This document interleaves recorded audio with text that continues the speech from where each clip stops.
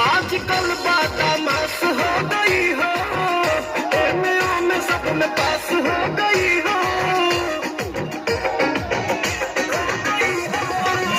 आजकल बदमाश हो गई हो, में सब में पास हो गई हो।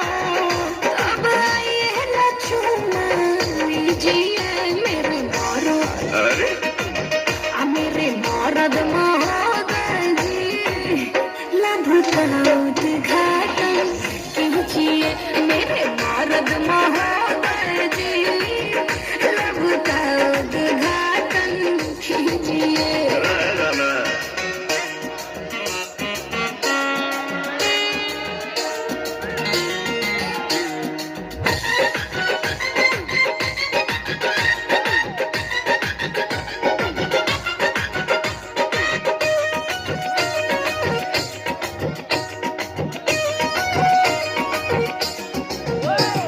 जेकरा से शादी करूंगा ओकरे कलाई धरूंगा, दिन में बंद करके दरवाजा कोरा में उसी को भरूंगा, कोरा में उसी को भरूंगा।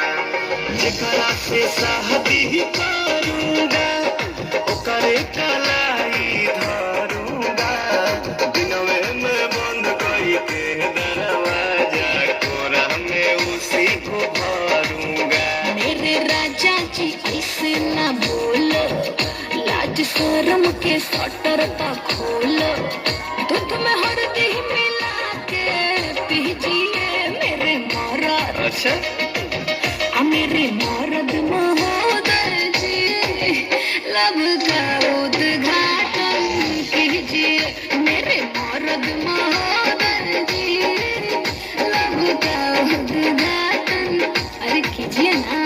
रे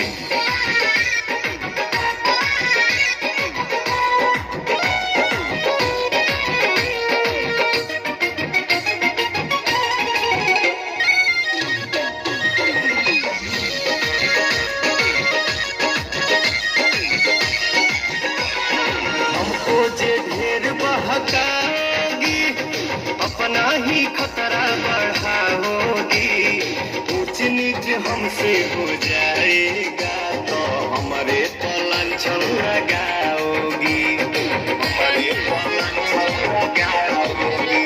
सुन हमको जे ढेर बहकाओगी अपना ही खतरा बढ़ाओगी, ऊंच नीच हमसे हो जाएगा तो हमारे पर लांछन लगाओगी।